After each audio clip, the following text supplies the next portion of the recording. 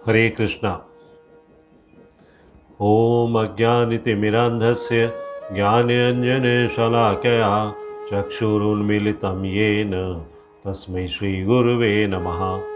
हरे कृष्णा। तो आज हम आरंभ करने जा रहे हैं अध्याय 4 का श्लोक संख्या 27। श्लोक इस प्रकार है। सर्वाणि इंद्रिय कर्माणि प्राण कर्माणि चापरे आत्मसंयम योगग्नौ जुहुवति ज्ञान दीपिते। आइए इसका शब्दार्थ देखते हैं। सर्वाणि अर्थात सारी, इंद्रियों के, कर्माणि कर्म, प्राण कर्माणि प्राण वायु के कार्यों को, च भी, अपरे अन्य, आत्मसंयम मनोनिग्रह को, योग संयोजन विधि, अग्नौ अग्नि में, जुहुवति अर्पित करते हैं, ज्ञान दीपिते आत्म साक्षात्कार की लालसा के कारण, ज्ञान की इच्छा के कारण। तो भावार्थ में इसे समझते हैं कि इस श्लोक में भगवान ने क्या संदेश हमें दिया है। आइए इसका भावार्थ देखते हैं। श्रील प्रभुपाद लिखते हैं कि दूसरे लोग जो मन तथा इंद्रियों को वश में करके आत्म साक्षात्कार करना चाहते हैं, वे संपूर्ण इंद्रियों तथा प्राणवायु के कार्यों को संयमित मन रूपी अग्नि में आहुति कर देते हैं, समाप्त कर देते हैं। आपको शायद ये विषय थोड़ा सा कठिन लग रहा होगा, लेकिन तात्पर्य में हम इसे समझने का प्रयास करेंगे कि तात्पर्य में श्रील प्रभुपाद क्या कहते हैं। Prepared by his divine grace AC Bhaktivedanta स्वामी श्रील प्रभुपाद की जय। श्रील प्रभुपाद ने हमें यहाँ ये समझाया है कि यहाँ इस श्लोक में पतंजलि की जो योग पद्धति है उसके विषय में थोड़ा सा उल्लेख किया गया है। पतंजलि के जो योग सूत्र में आत्मा को प्रत्यगात्मा तथा परागात्मा कहा गया है। जब तक जीवात्मा इंद्रिय भोग में आसक्त रहता है तब तक वो परागात्मा कहलाता है। परागात्मा जब तक वो इंद्रिय भोग में आसक्त है, और ज्यों ही वो इंद्रिय भोग से विरत हो जाता है, इंद्रिय भोग से अलग होते ही, निकलते ही वो प्रत्यगात्मा कहलाने लगता है। तो ये अर्थ हुआ प्रत्यगात्मा और परागात्मा का। परागात्मा कब है? जब वो इंद्रिय भोग में आसक्त है। और प्रत्यगात्मा कब है? जब वो इंद्रिय भोग से विरत हो जाता है, अपने आप को डिटैच कर लेता है इंद्रियों से। इंद्रियों का कोई भी वो भौतिक उपयोग अपने लिए या किसी दूसरे के लिए नहीं करना चाहता। सारी इंद्रियां वो भगवान के लिए समर्पित करता है, सारे कार्य अपने भगवान के लिए समर्पित करता है। तो जीवात्मा के शरीर में 10 प्रकार के वायु कार्यशील रहते हैं, और इसे श्वास प्रक्रिया या प्राणायाम द्वारा जाना जाता है। प्राणायाम हम जानते हैं ना कि श्वासों की प्रक्रिया का ही एक माध्यम है। तो पतंजलि की योग पद्धति हमें बताती है कि किस प्रकार शरीर के वायु के कार्यों को तकनीकी उपाय से नियंत्रित किया जाए। तकनीकी उपाय यहाँ पर क्या है? जो हमारी आंतरिक तकनीकी है, जो हमें भगवान ने दी है, जिससे अंततः वायु के सभी आंतरिक कार्य आत्मा को भौतिक आसक्ति से शुद्ध करने में सहायक बन जाए।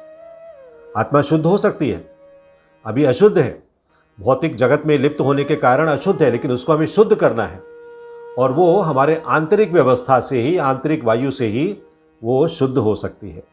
इस योग पद्धति के अनुसार प्रत्यगात्मा ही चरम उद्देश्य है। प्रत्यगात्मा अर्थात अभी हमने समझा था क्या है? इंद्रिय भोग से विरक्ति। यही हमारा चरम उद्देश्य होना चाहिए, और ये प्रत्यगात्मा पदार्थ की क्रियाओं से प्राप्त की जाती है। जो एक्टिविटीज़ होती है मटेरियल वर्ल्ड में, जो एक्टिविटीज़ होती है मैटर के साथ में, उनसे ही ये प्रत्यगात्मा की स्थिति हमें प्राप्त हो सकती है।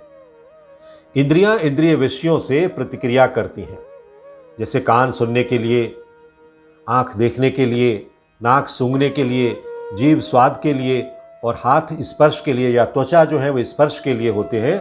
और ये सब इंद्रियां मिलकर आत्मा से बाहर के कार्यों में लगी रहती हैं। आत्मा जिन कार्यों को नहीं भी चाहती, उन कार्यों में भी ये हमारी सारी इंद्रियां लिप्त रहती हैं, और यही कार्य प्राणवायु के व्यापार है। प्राणवायु जो प्राणायाम का माध्यम बनती है, ये प्राणवायु की क्रियाएं, यही कार्य है। और अपान वायु नीचे की ओर जाती है और व्यान वायु से संकोच तथा प्रसार होता है। अब देखिए, ये जो वायु है उसके प्रकार हैं। अपान वायु नीचे की ओर जाती है, व्यान वायु से संकुचन और प्रसार होता है, मतलब फैलाव होता है और संकुचन होता है, और समान वायु से संतुलन बना रहता है। और उड़ान वायु ऊपर की ओर जाती है। और जब मनुष्य प्रबुद्ध हो जाता है तो वो इन सभी वायुओं को आत्म साक्षात्कार की खोज में लगा देता है, मतलब इनको कंट्रोल कर लेता है और सेल्फ रियलाइजेशन करने लगता है। वो सारी वायुओं को व्यर्थ नहीं जाने देता, उन्हें और कार्यों में नहीं लगाता, और वो आत्म साक्षात्कार, मतलब मैं कौन हूँ, मैं क्यों इस धरती पर आया हूँ, मेरा क्या उद्देश्य है, इन कार्यों में इनका उपयोग करता है। अब ये जो श्लोक है इसको थोड़ा सा और समझने का प्रयास करेंगे कि इस श्लोक में समाधि को यज्ञ का रूप दिया गया है। प्राणायाम से जो हमें समाधि प्राप्त होती है वो भी एक प्रकार का यज्ञ है। कुछ योगी लोग 10 इंद्रियों की क्रियाओं का समाधि में हवन कर देते हैं। 10 इंद्रियों, अभी हमने 5 इंद्रियों की बात की, लेकिन अभी हम समझेंगे कि 10 इंद्रियां क्या है। तात्पर्य यह है कि समाधि अवस्था में जब हम पूर्णतः सफल हो जाते हैं तब मन बुद्धि सहित संपूर्ण इंद्रियां, 5 ज्ञानेंद्रियां और 5 कर्मेंद्रियां, टोटल 10, ये 10 इंद्रियों की बात अब हम कर रहे हैं। 5 ज्ञानेंद्रियां और 5 कर्मेंद्रियां, ये इनकी क्रियाएं रुक जाती हैं। मतलब इनकी क्रियाएं बाहरी या भौतिक जगत के लिए नहीं होती हैं, आंतरिक व्यवस्था के लिए, आंतरिक कार्यों के लिए होती हैं। इंद्रियां सर्वथा निश्चल और शांत हो जाती हैं, वो हमें परेशान नहीं करती हैं, हमारा नियंत्रण उन पर पूरी तरह से रहता है। और समाधि रूप यज्ञ में प्राणों की क्रियाओं का भी हवन हो जाता है। प्राण मतलब वायु, अर्थात समाधि काल में प्राणों की क्रियाएं भी रुक जाती हैं, वो भी स्थिर हो जाती हैं समान भाव में। समाधि में प्राणों की गति रोकने के 2 प्रकार हैं। प्राणों की गति हम कैसे रोक सकते हैं? एक तो हठ योग की समाधि होती है, आप सब लोगों ने पढ़ा है, और जिसमें प्राणों को रोकने के लिए कुंभक किया जाता है। और कुंभक का अभ्यास बढ़ते बढ़ते प्राण रुक जाते हैं, जो घंटों तक या दिनों तक रुके रह सकते हैं, कोई व्यवधान नहीं होता। तो इस प्राणायाम से आयु बढ़ती है।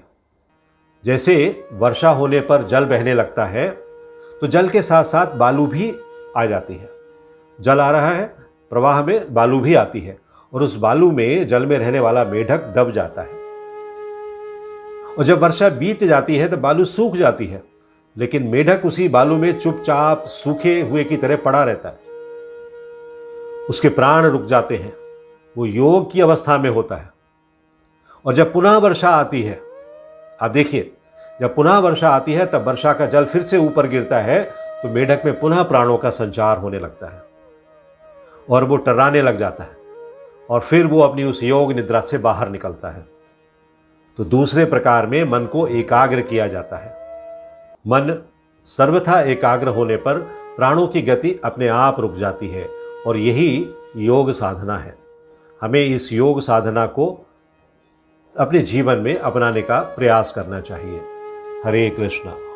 यदि आपको यह वीडियो पसंद आया हो तो लाइक करें और अपने मित्रों तथा संबंधियों के साथ शेयर करें। ऐसे ही अन्य वीडियोस के लिए हमारा चैनल सब्सक्राइब करें और बेल आइकन दबाना ना भूलें। हरे कृष्णा